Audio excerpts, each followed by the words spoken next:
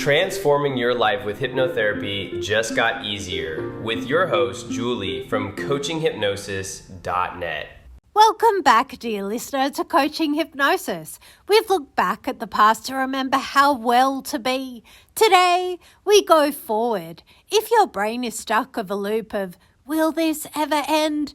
It's because it's effectively hallucinating a future of perpetual suffering. We're going to counter that hallucination with a more useful one. Today, we discuss pseudo orientation in time, our roadmap. 1. Direct suggestion. 2.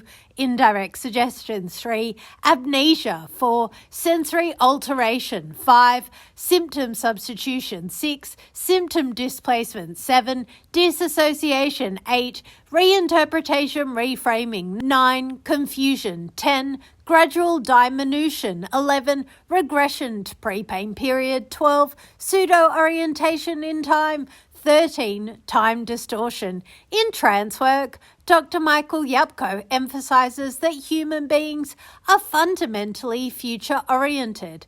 We live in the projections we make out about what's coming next. When you are in chronic pain, your future is just a projection of your current agony. Pseudo-orientation is the practice of stepping out of that projection and vividly inhabiting a future where the current struggle is already resolved. This isn't positive thinking. Positive thinking is a thin veneer that your nervous system can see right through. Pseudo-orientation is an experiential simulation.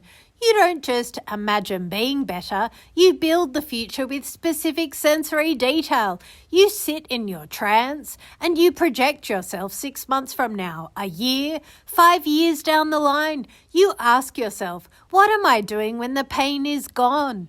How does my body feel when I wake up? What is the first thing I do with my day? When you anchor your brain in a specific detailed future, even if it's a fabrication, you stop the nervous system from defaulting to its current emergency mode.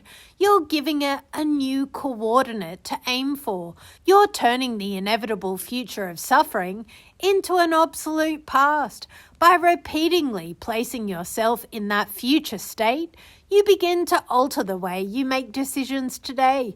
You start acting like the version of you who is already healed, which, surprise, is the only way to actually get there. Most people are terrified to do this because they fear the letdown if the future doesn't manifest. That's just a way of protecting yourself from disappointment.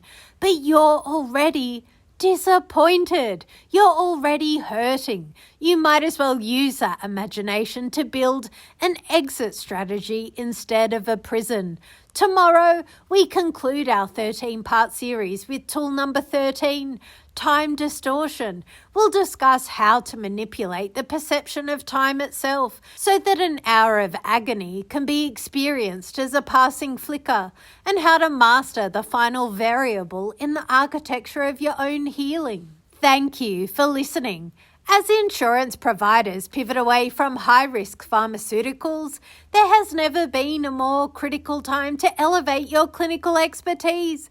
Visit CoachingHypnosis.net. Let's see if we can get your brain to start looking at a different horizon. Mindfully yours, Julie.